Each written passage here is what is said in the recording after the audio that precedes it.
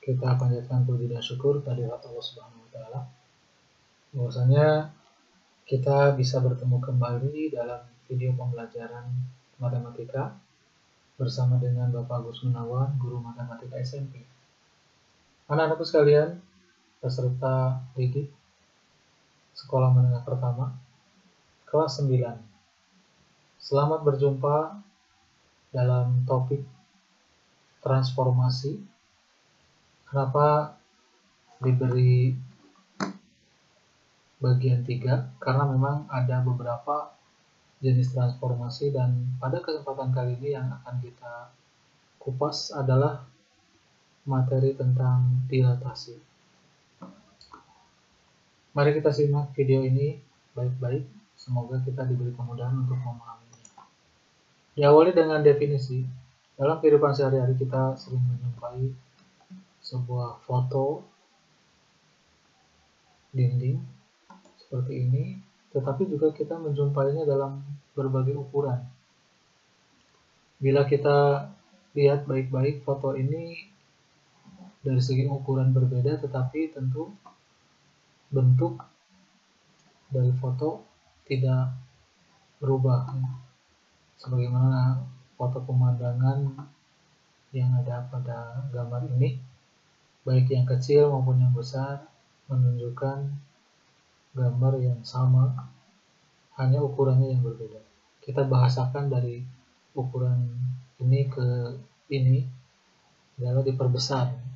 Sebaliknya apabila kita punya foto ini kemudian dibuat ukuran seperti ini, namanya diperkecil. Maka pembicaraan mengenai diperbesar, mengenai diperkecil dari sebuah foto itu sudah ada kaitannya dengan konsep dilatasi. Demikian pula pada ilustrasi yang lain, umpamanya ada seorang ayah yang menunjukkan permainan bayangan seperti ini, dia bentuk tangannya sehingga menghasilkan sebuah bayangan di dinding setelah disorot dengan sebuah senter. Ini juga sebenarnya masalah yang ada kaitannya dengan dilatasi. Lazimnya ini disebut sebagai pusat dilatasi. Ya. Kemudian ada jarak nanti yang dihubungkan dari pusat ke sebuah titik atau pada sebuah objek dengan bayangannya. Nah, itulah yang disebut dengan unsur lain dalam dilatasi. Jadi dilatasi ini nanti akan melibatkan dua unsur. Pertama adalah dari segi titik pusat dilatasinya, kemudian faktor skala atau bilangannya dari dilatasi tersebut. Dan secara sederhana dilatasi ini didefinisikan demikian. Jadi dilatasi terhadap titik pusat, jadi ada suatu titik yang menjadi pusat dilatasi, merupakan perkalian dari koordinat titik pada suatu bangun datar dengan faktor skala sebesar K. Ya. Nah, untuk lebih jelasnya, apabila titik yang dimaksud sudah diplot ke dalam sistem koordinat, tentunya akan berubah pasangan bilangan X, Y, dan faktor skalanya kita umpamakan sebuah bilangan juga, nilainya K, maka nantinya itu akan menghasilkan koordinat bayangan Kx, Ky. Jadi kelipatannya dari semula Kx, Ky. Dan biasanya ini ditulis demikian ya. A-nya X, Y dilatasikan dengan faktor skala K melalui pusat dilatasi O 0,0, maka bayangannya adalah Kx, Ky. Aksen itu Kx, Ky. Dan Bapak tekankan di sini pusat dilatasinya adalah titik asal. Jadi nanti akan ada persoalan di mana pusat dilatasinya bukan titik asal. Nah, K ini bukan sembarang bilangan, tetapi bilangan ini akan juga menjadi penentu apakah benda itu diperbesar atau diperkecil. Syarat K akan menjadi bilangan yang memperbesar benda jika bilangan tersebut lebih besar dari 1. Tidak 1, tetapi lebih besar dari 1. Dan jika nilai K-nya terletak antara 0 dan 1, umpamanya setengah, sepertiga, dan seterusnya, maka ini akan menghasilkan dilatasi atau menghasilkan bayangan yang lebih kecil dari aslinya, sehingga disebut sebagai pengecilan. Dalam kehidupan sehari-hari kita menemukan umpamanya kita sedang memfotokopi, maka kita bisa men-setting apakah sesuai ukuran aslinya, lebih besar atau lebih kecil. Itulah yang dalam dilatasi menjadi penentunya adalah K, ya, suatu bilangan tertentu yang tergantung nilainya seperti apa, apakah lebih besar dari 1 ataukah terletak antara 0 dan 1. Ya, untuk lebih jelasnya kita lihat contoh, misalnya ada segitiga dengan koordinat A, B, dan C. Tolong gambarkan segitiga bayangan dari ABC ini jika faktor skalanya 3. Maka kita siapkan hasil hitungannya seperti ini, ya. Jadi tinggal kita kalikan saja dengan faktor skalanya. 3 kali 1, 3 kali 3 sebagai bayangan. 3,9. B, 3 kali 2, 6. 3 kali 3, 9. 6,9. Dan C, 3 kali 2, 6. 3 kali 1, 3. 6,3. Maka kita gambarkan dalam sistem koordinat kartesius. Yang merah itu adalah benda asal. Ya. 1,3, 2,3, kemudian 2,1, ini adalah benda asal. Nah, bagaimana mendilatasikan? Kalau dilihat dari gambar, adalah membuat bayangan sesuai dengan faktor skala ukurannya. Jadi kalau misalnya dari O sebagai pusat dilatasi ke A, ini satu satuan seperti ini, maka ruas garis OA ini kita perpanjang sampai kapan? Sampai di mana? Sampai dengan kita buat ukuran yang 3 kali lebih besar. Ya. 1 ukuran segini, 2 ukuran, 3 ukuran atau 3 satuan. Jadi O ke A aksen adalah 3 satuan dari O ke A. Ya. Demikian pula untuk B aksen. Kita harus mengukur jarak dari O ke B.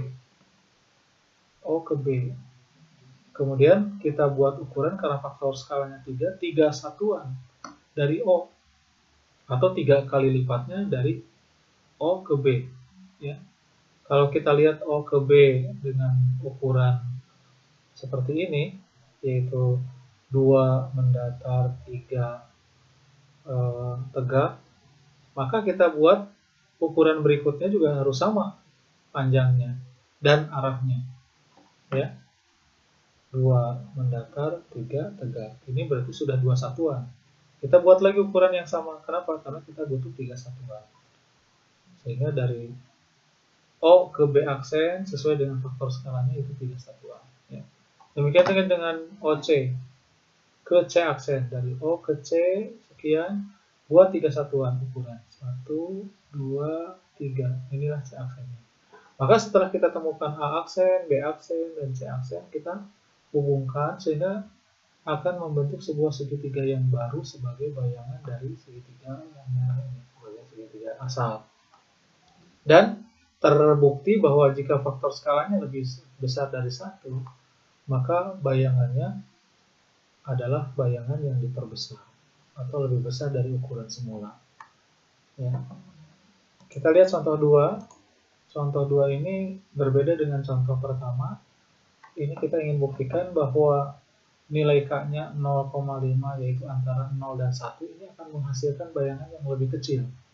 Ya, kita lakukan proses yang sama, yaitu titik-titik yang merupakan titik asal ini, kita tentukan bayangannya. Karena faktor skalanya 0,5, maka ini semua dikali setengah, ya, atau 0,5. Hasilnya negatif 2, negatif 3, yang ini coba cek.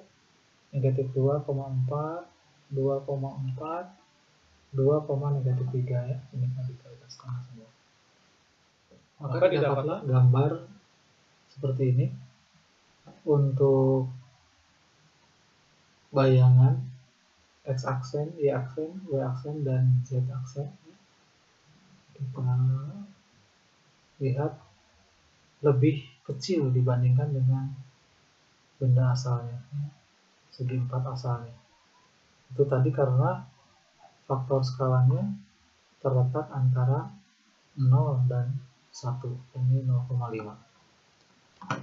Jadi terbukti sudah ya kebenaran konsep ini, terutama dari segi faktor skala. Jika nilai K lebih besar dari 1, maka hasil benda ini akan diperbesar, dan apabila faktor skala terletak antara 0 dan 1, maka hasil bayangannya justru lebih kecil dibandingkan dengan benda asalnya. Nah, selanjutnya yang menjadi persoalan adalah bagaimana dilatasi jika terhadap titik selain titik pusat O 0,0. Ya, untuk memahami masalah ini, kita lihat saja dalam persoalan konkret. Di sini ada persegi panjang KLMN dengan koordinat 2,0 dan seterusnya. Dan kita diminta untuk menentukan bayangannya ke aksen, L aksen, M aksen, dan N aksen. Ya. Bila titik pusat dilatasinya 1,4 dan faktor skalanya 2. Untuk menentukan bayangan ini, maka kita lakukan proses menggambar. Ya, jadi langkah-langkahnya sebagai berikut, yakni gambarkan saja titik P, pusat dilatasinya, kemudian juga benda asal, yaitu sebuah persegi panjang KLMN pada bidang koordinat.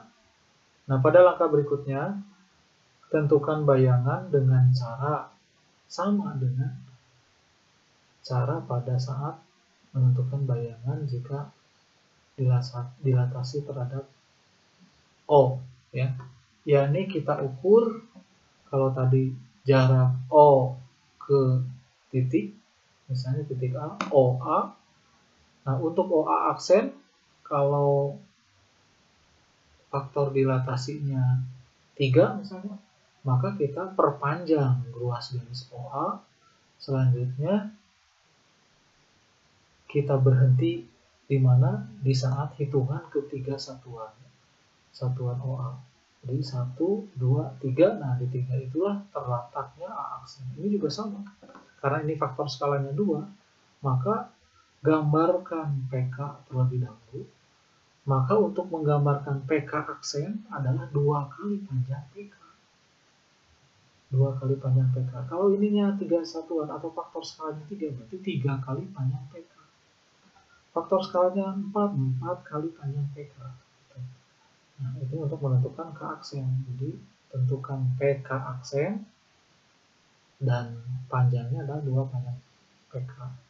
Demikianlah untuk L aksen, M aksen, N aksen, sehingga didapatlah di gambar itu hasil seperti ini, 3,4 dan seterusnya.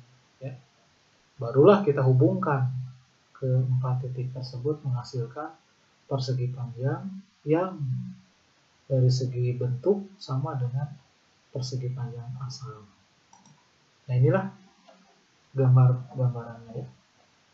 Titik P kita gambarkan koordinatnya, kemudian ke LMN juga kita gambarkan koordinatnya sesuai dengan koordinat pada soal tentunya.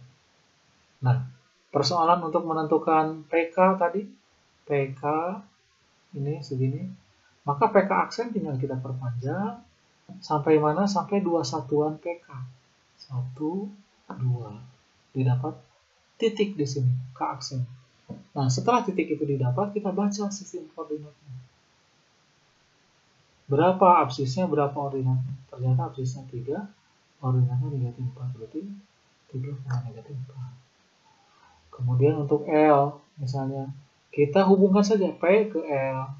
2 satuan juga, berarti kita perpanjang ruas garis ini sampai dapat 2 satuan, 1, 2. Nah, barulah kita dapatkan L aksen 5, negatif 4. M aksen pun sama, PM aksen begitu. Adalah 2 kali panjang PM. Kemudian PN aksen adalah 2 kali panjang PM. Koordinatnya baru didapat. Maka kita tahu jawabannya demikian. Tapi kalau kita lakukan cara seperti itu, maka kita akan memboroskan waktu. Karena kita harus punya sebuah preparasi yang akurat ya, yaitu kertas berpetak seperti ini. Karena kalau preparasinya ini tidak akurat, maka bayangan itu akan mencelak-mencelok di tempat yang koordinatnya salah. Gitu. Nah, ini menjadi masalah bagi kita. Diharapkan kita mempunyai rumus yang bisa menyelesaikan soal itu tanpa menggunakan cara menggambar seperti ini. Mari kita coba selesaikan masalah ini, barangkali kita dapat menemukan formulasi untuk menentukan bayangan tanpa harus menggambar. Nah, kita jawab pertanyaan itu dalam penjelasan sebagai berikut. Gambar ini sengaja kita cuplik lagi supaya kita tahu bahwa kita sudah melakukan proses dilatasi dari K menghasilkan K aksen. Nah, apakah hubungannya 2,0 dengan 3,4 dikaitkan dengan faktor skala dan titik A, B? Ternyata 3,-4 gampang saja. Diperolehnya itu persis seperti dilatasi terhadap O 0,0 yaitu Kx, Ky. K-nya ini kan 2 kali 2, 4. Cuman sekarang dikurangi dengan ordinal absis pada pusat dilatasi. Jadi 2 kali 2, 4 dikurangi 1, 3. 2 kali 2, 4 dikurangi 1, 3. Nah, begitu juga untuk ordinatnya. 2 kali 0, 2 dikurangi 4, negatif 4. 2 kali 0 dikurangi 4. Gitu. Coba berlakukan untuk titik yang lain. Misalnya M, 3,2. 2 kali 3, 6 dikurangi 1, 5. 2 kali 2, 4 dikurangi 4, 0. Nah, ini untuk M aksen. Dari sini kita bisa mendapatkan rumus bahwa jika titik A itu X, Y dengan faktor skala K dan pusat dilatasinya koordinatnya A, B, maka A aksen diperoleh dengan cara mengalihkan faktor dilatasi dengan absis dikurangi absis dari pusat dilatasi. Kx min A, kemudian ini Ky min B. Ya. Coba deh, misalnya titik yang lain ya, L umpamanya. L di sini, L aksennya, coba, apakah hasilnya 5,-4? Berarti 2 kali 3 dikurangi 1. 5 ya. Yang ini 2 kali 0, 0 dikurangi 4. Negatif 4 ya, betul ya? Iya. Jadi anak-anak sekalian itu materi untuk dilatasi, pendalamannya insya Allah akan kita lakukan dengan menyelesaikan soal-soal yang kaitannya dengan dilatasi. Terima kasih atas perhatiannya, mohon maaf atas segala kekurangannya. Bila taufiq wal hidayah, wassalamualaikum.